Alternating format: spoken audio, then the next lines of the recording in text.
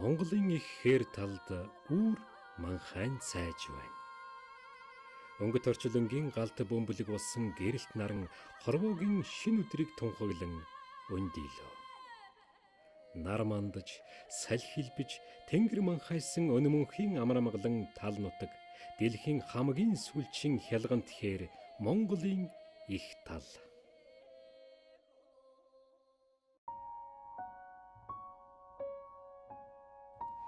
Дунай мөрнөөс Солонгосын хойг хүртэл асар өргөн хээр тал бийч, томоохон тариалан, хотжилт, зам байгууламжгүй, онгон зэрлэгээрэн үлдсэн нь дорнод Монгол юм.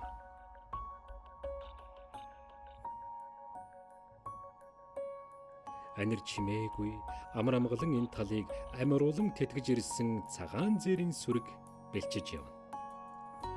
Бэлчээр даган эрх дураараа нүүдэллэх цагаан зээртэй нүүдэлчин монголчууд мянган жил зэрэгцэн амьдарч иржээ. Нүүдэллэх зээр, нүүдэлчин монгол хоёрын хамтдаа туулсан он цагийг салхинд бөхөлцөх хялган чаддаг бол хуучлан хүрнэх байсан бизээ. Тийм ээ. Хэзэнээс нааш хүн зээр хоёр энэ их талд бие биендээ дайсагналгүй зэрэгцэн амьдарсаар иржээ. Өмнө нь Манжуураас баруун Алтай хүртэл байгаль нуурын өврөөс цагаан хэрэм давтал Монголын өндөрлөгт сая-саяараа нутаглан байсан цагаан зээр өнөөдөр үндсэндээ Монголд л үлдэж хоцроод байна. Орос, Хятад улс Монголын хэл орчим орж гарах тун цөөхөн популяцтай бол Казахстан одоо нэгэнт зээргүй болсон юм. Гол сүрэг нь Монгол улс цөөн тоогоор Монголын хэл дагуу өмнөд Сибирь, зүүн хойд Хятадд бий гэсэн үг. Тэгэхээр цагаан зээр бол зөвхөн Монголд байдаг амьтан. Тиймдээ ч англиар түүнийг Mongolian Gazelle, оросоор Mongolsky Zeren гэж нэрлэдэг.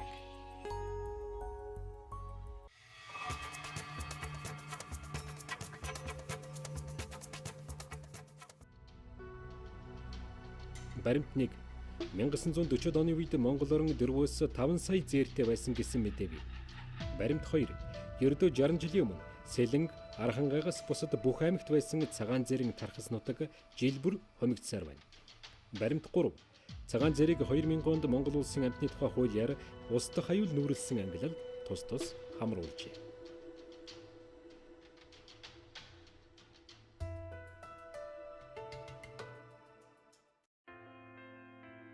Хялгант хэрийн экологийн эрүүл байдлыг илтгэгч цагаан зээр манай орны тал хэрийн өргөн удам нутагт нүүдэллэн тархсан юм.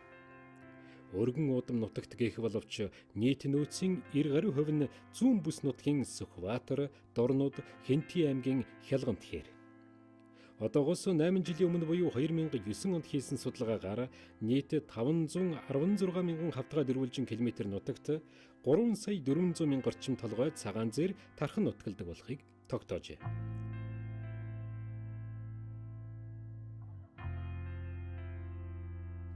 Гурван сая Монгол, 3 сая зээр. Сонсоход олон, бодоход их юм шиг боловч Монгол хүн бүр ганц ганцыг агнахад л Монгол улс зээргүй болох тоо.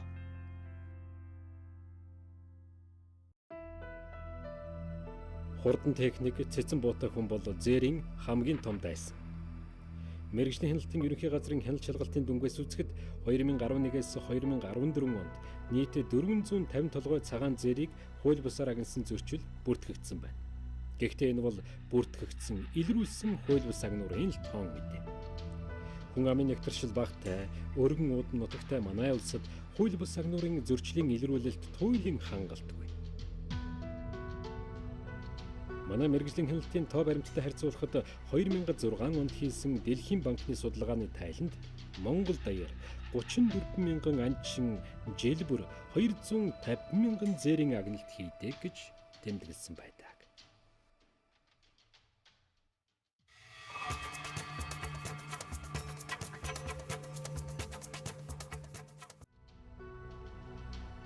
Баримт 1. 1940-од оны үед Монгол орн 4-5 сая зээртэй байсан гэсэн мэдээ бий. Баримт 2. Ердөө 60 жилийн өмнө Сэлэнг, Архангайгаас бусад бүх аймагт байсан цагаан зээрийн тархас нутаг жил бүр хомигдсаар байна. Баримт 3. Цагаан зэрэг 2006 онд байгаль хамгаалах олон улсын холбооны улаан номонд ус дахь аюул нүүрлсэн ангилалд тус хамруулжээ.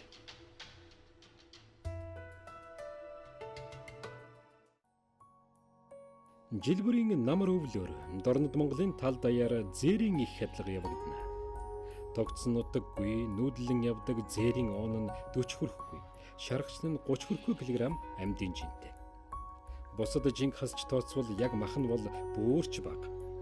10 гаруй килограмм мах нэг зээрээс гардаг.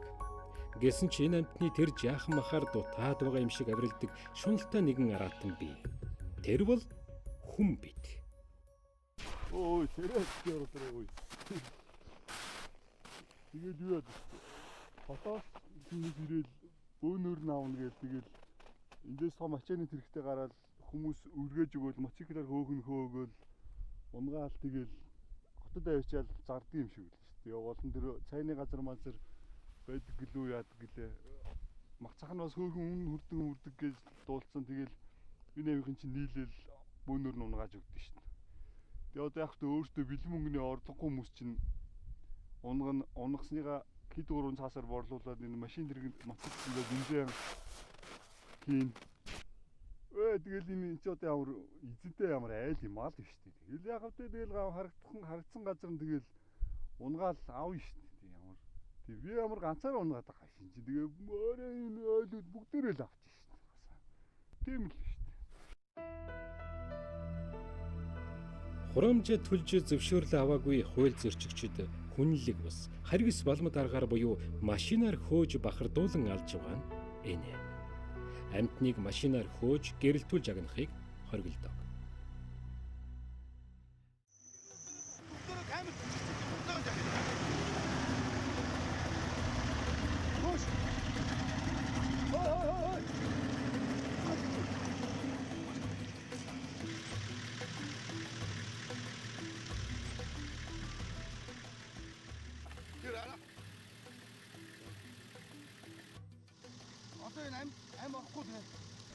Цагаан зэрийн тоо толгой буурах үндсэн шалтгааны нэг бол хэт агналт буюу хууль бус агнуур.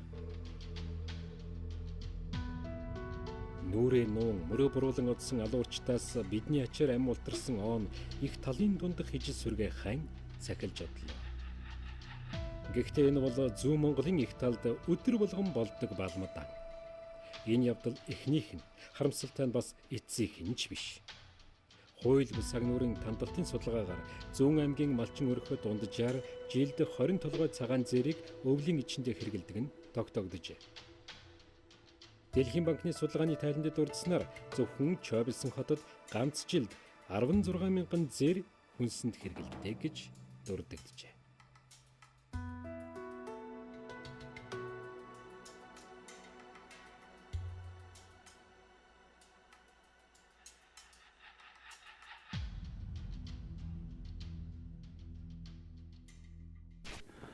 Сүүлийн жилүүдэд цагаан зэрэг хууль бусаар агнах.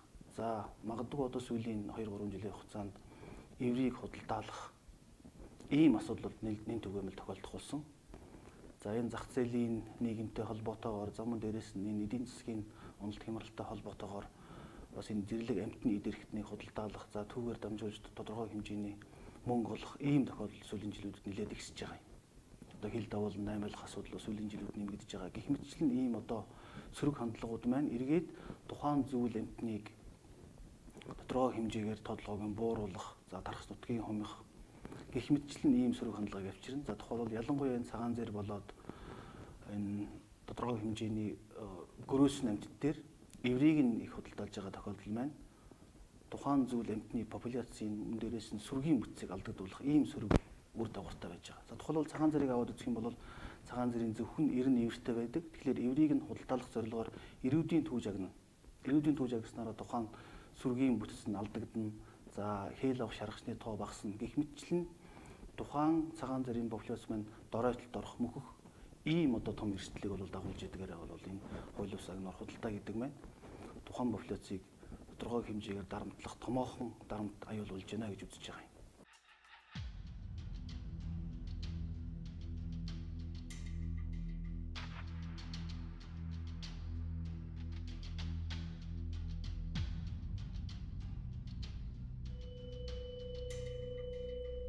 Шар талын шаналлан ээрэм газрын энлэн би цагаан зэр. Бүргэдийн сүүдэр дор янзаг минь бүртээж бүхний нүдэн дээр яс минь хэрзээ. Зэндийн чимэд орж.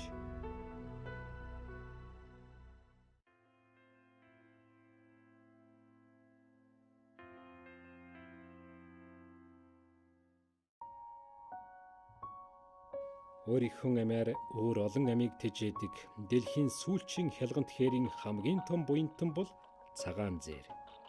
Нэлх баг цагаасан махчин шивууд, үнэг, хярс, чон, мануул зэрэг аратан амьтдын идэж хоолны болж эрсдэл бэрхшээлийг давах заяатаа төрсөн өрөвдөм амьтан энэ байна.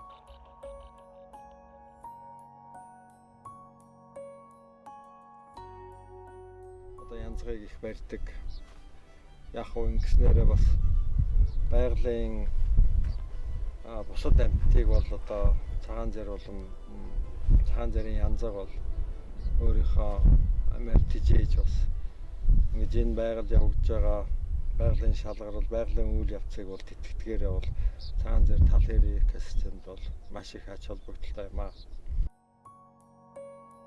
Дорнод Монголын тал хэрийн сүлд түлхүүр гэж болохоор амьтан болох цагаан зээрийн эрийг оон, эмэгчингэн шаргачин, төлийн янзаг гэдэг.Ооны өрөө 12 сарын дунд үед орж 8-аас 13 шаргачин хураан хэлтүүлдэг. Хүмүүс оонын сорчлон шилж буудан хүнсэндээ хэргэлдгээс сүргийн бүтэц алдагдаж шаргачин голдуу таарах болсон байна. Шаргачин 6 сар орчим буюу 180 хоног хээлээтэй. 6 дугаар сарын дундуур янзгалж эхлээд 14 хоногийн дотор төлөлж дуусна. Намар 10-аас 11-р сард зээрийн сүрэг бөөгнөрөнд цуглаж янзгнуудаа хэд хоног хүүхдийн цэцэрлэг аятай нэг дор байлгахыг янзган хүрээ гэдэг. Нэг л өглөө ээж шаргачингууд орхин одоход ээрэм талд үлдсэн янзгнууд хатуу ширүүн байгальтай бие даан нүр тулан үлднэ. Зөвхөн зэрлэг байгалийн хатуу сорилт төдийгүй өнөөх хүн химээх аюултад дайсан ч амар тайван байхгүй. Энэ талаар эрен сурвалжилж цоврал сурвалжлага бичсэн сэтгүүлч Хүрлбаатар сэтгэл сэртхийлгэн баримт түшин ярьж байна. Тэрээр зээрийн хядлагын тухай цоврал сурвалжлагаар Монголын сэтгүүл зүйн шилдэг бүтээлийн балдар чагналыг хүртсэн юм. Хүнд даацсан машинууд ингээд дагцсан 2 3 мотоциклтэй хүмүүс явцсан. Тэгээд наагур нь одоо бас ачааны жижиг тэрэгтэй хүмүүс ингээд дагцсан.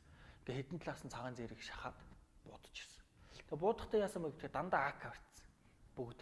Тэгэл ерөөсө цагаан зэрэг л өөдрөөгөө буудаад л тэгэл буудангуутал залуучууд нь ганцхан хөз үгийг хугдараад тэгэн гутал бүдэрхийнээс хойш нь гисцийн хүү татангуудаа гисцийн суллаад тэгэл сэгсэр тавьчингуудаа машиныхаа твшин дээр шууд аваач шидэл. Иймэрхүү дүр зурагт байсан. Тэгээ тэр хүнд даацсан ачааны машин ямар учирч хаанаас ирсэн юм бэ гэд судалж үзэхлээр нэг томоохон уулуурын компани машин байтардаг. Тэгээ тэр агнж байгаа хүмүүс яагаад ингэ цагаан зэр тавх ингэ агнаад байгаа юм бэ? Яагаад ингэ ч юм хууль ус ам ба шүү дээ. Та нарыг тэгэхээр манай компани захирлууд хэлсэн юм аа цагаан зэр махаа байтар явуулсан. Бид нар мэдхгүй арын нь бол манай дээрээ заана гэдэг. За иймэрхүү байдалтайгаар л ингээд одоо 103 аймгаар 12 хоног явхад л дандаа л ерөөсөө энэ тэндгүүн цагаан зэр агнсан хүмүүс хөдөөний малчдаг итгэл портертэй моциклтэй явцсан. Тэгээл ерөөсөө цагаан зэраа буудаад л буудангуутал машиныхаа твшин дээр айл явчихсан. Тэгээд 103 аймаг дээр очиод үзэхлээр цагаан зэрийн мах 20 мянган төгрөг худалдаж авдаг тийм сүлжээ ченжүүд бий болсон. Цагаан зэрийн мах хөдөөнийхөө ачаал аваад ирдэг 10 хэд тэрэн тэгэн гут нь л 21 зэрийнх нь тург махыг 20 мянган төгрөгөөр худалдаж аваад нөгөөдөл хөдөөнийх нь бүр бензинийнхээ мөнгийг цагаан зэрээр хийгээ сурцсан. Нэг газар суурин байдаггүй. Ганц 7 хоногт 150 хүртэл км хүртэл нүүдлэн амьдардаг болохоор цагаан зэр бүсгүй хүн хоёр нутаггүй гэж үг хүртэл гарчээ. Нутаг сэлгэн нүүж явдаг зээрийн сүрэг өнгөрсөн жил Боржигны талд цас их унснаас хойш Улаанбаатар орчим руу нүүдлэн ирсэн юм. Харамсалтай нь Атар газар эзэмшснээс хойш зээр нь хулжин одоод энэ амьтны тухай мартах шахсан төвийн бүсийнхэн тэднийг тиймч таатай хүлээн авсангүй. Нутаг хан ирсэн хэдхэн цагаан зээрийг тариалангийн хашаанд шахаж өргөст торнд өлөгхийг хичээж байгааг та харж байна. Торны цаана нэг нь бас анан хүлээж байх юм. Иймэрхүү зөрчил хууль бус агнуур нэг бус а гэж цагдаагийнхан ярьж байна.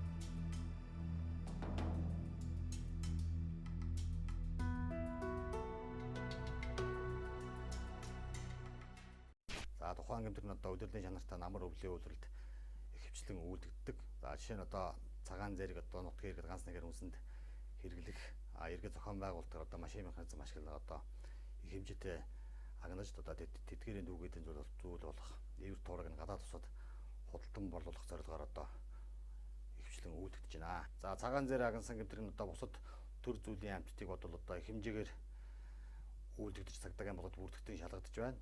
За нутгийн иргэд болон холбогдох байгууллагатай хамтран ажиллаж энэ төрлийн гэмтрийг идэвхжүүлэх чиглэлээр одоо холбогдох мэдээллийг хүлээн авч ажилладаг.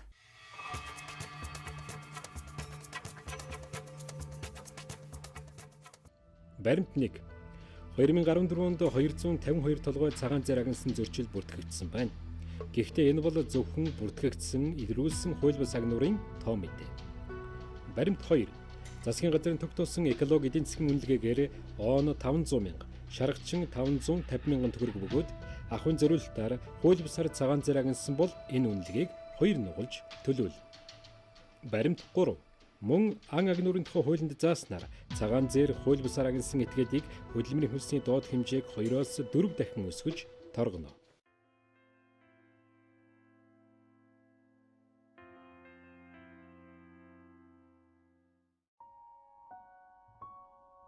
(1976) оноос завсарласан үйлдвэрлэлийн зориултын агнуурыг Монгол улс 1995 онд дахин сэргээжээ. Энэ үед гол худалдан авагч Хятад улс руу жилд 20 мянган цагаан зэр агнаж гарах зөвшөөрлийг олгож байлаа. Харин 2000 оноос байгаль орчны яам цагаан зэрийг үйлдвэрлэлийн зориултаар агнахыг нэгмөр хориглосон юм. Гэвч төрийн байгууллагын дунд доод түвшний зарим албан хаагчид болон уулуурхан компани удирдлагууд ажилтан албан хаагчдын хүнсэнд зээрийн махыг олноор хэрэгжилж байгаа мэдээ байдаг. Хөдөөгийн малчт нь өөрөө цагаан зэрэгээ устгадаг. Одоо төрийн байгууллагууд нь устгадаг, уулуурхан компаниуд нь ятдаг. Бүр Улаанбаатар хотод цагаан зээрийн махаар хоол хийдэг тийм юунууд, цайны газрууд бий болцсон. Энийг бэлтгэн нийлүүлдэг хүмүүс бий болцсон. Иймэрхүү байдалтай сурвалжлагууд байсан. За бас бууныхаа цэцгийг үзэх гэж хүүхдээ ан агнад сурах гэж байгаа гэд машиныхаа люкээр гаргачингуудаа буудуулж байгаа ч байдаг юм уу? Одоо хөдөөгийн олон мянган малтай айлууд одоо малчтаа цагаан зэрийн мах, хадууны махтай хольж өгөх гэж байгаа маа гэд одоо улсын нэр алдартай уяач нар цагаан зэрийг одоо хагнаад явж явах ч байдаг юм уу? Иймэрхүү юмудтай бол бид нар маш их таарсан л да. Сүүлийн жилүүдэд малчид цагаан зэрийг Хятадын чимээ багтай хурд ихтэй мотоциклээр хөөж бахардуулах нь энгийн үзэгдэл болжээ. Зугаа болгож шахам хөөн бахардуулаад газар дээр нь янзалж байгаа өр өвдөн бичлэг энэ байна. Ингэж агнаад тогоо дүүрэхгүй өнх махын хот дүүрэн хонтой мянгат малчид чанж дээд сууж байдаг ажээ. Уг нь зээрийн мах бол хүс чидэд бахар амттай тансаг мах биш л дээ. Шүлхий тараадаг, бэлчээр доройтуулдаг муу зэрэг яах вэ гэж буруу ташаа ойлголтоор тэд өөрсдийгөө өмгөөлөн зөвтгөж байгаа. Харин бодит байдал дээр цагаан зэрийн бидний мэдэхгүй ач тус хэрэн экосистемд асар их.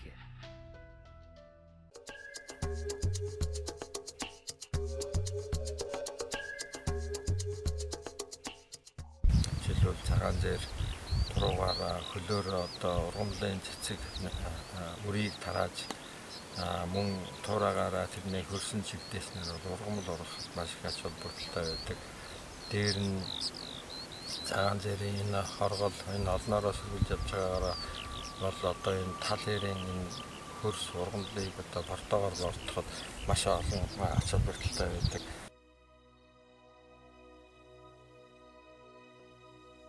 Цагаан зэрийг хил даван нүүдлэн орж ирэхэд нь хятадын талаас саад тавилгүй нэвтрүүлээд буцааж гаргалгүй авч үлддэг гэсэн мэдээ бий. Хятадд цагаан зэрийн тоо толгой маш ихээр хорогдсон учраас тэр байж магадгүй. Бүгд найрамд хятад ард улсад цагаан зэр бараг үгүй болсон шалтгаан нь эмийн зориулалтаар эвэр бусад эрхтний зарж борлуулахаар хятаж дуусгасантай холбоотой юм. Манай зэрийг тийм хувь заяа хүлээхгүй байх баталгаа нь хууль хяналтын байгууллагуудын хурцхараа чанд бодлого байх ёстой. Цагаан зэр бол нутаггүй биш, нутагтай, эзэнгүй биш, эзэнтэй л амтан юмсан. Нэг ховор болон ховорцсон амтан ургамал тэдгээрийн гаралтай идэвхтэй хууль бусаар нэвтрүүлэх тохиолдлууд бол цөөнгөө гардаг. Нийт одоо илэрч байгаа амтан ургамлын гаралтай зүйлийг хууль бусаар нэвтрүүлэх хэрэг зөрчлийн зөрчилд бол 5-7 удаа одоо бүхэнгийн болон цагаан зэрийн эврийг хууль бусаар гаргах. Нэг удаагийн гаргалтандаа их хэмжээгээр өөрөлдвөл одоо 100-аас дээш одоо ширхгийг одоо зориултын нууц одоо тээврийн эслийн зай хүнийг зориултын нууц болгон тоноглож хууль бусаар гаргах энэ төрлийн зөрчлүүд бол эрс нэмэгддэг. Ялангуяа одоо тухайн одоо амтан эдээшилж одоо амьдардаг говийн бүс нутгуудаар Дорнод говийн замын үүд Өмнөгов аймгийн одоо Гашуун сухайт Шивээ хөрөнгийн боомтуудаар одоо цагаан зэрийн эврийг бол хууль бусаар гаргах энэ төрлийн хэрэг зөрчил бол буурахгүй байгаа.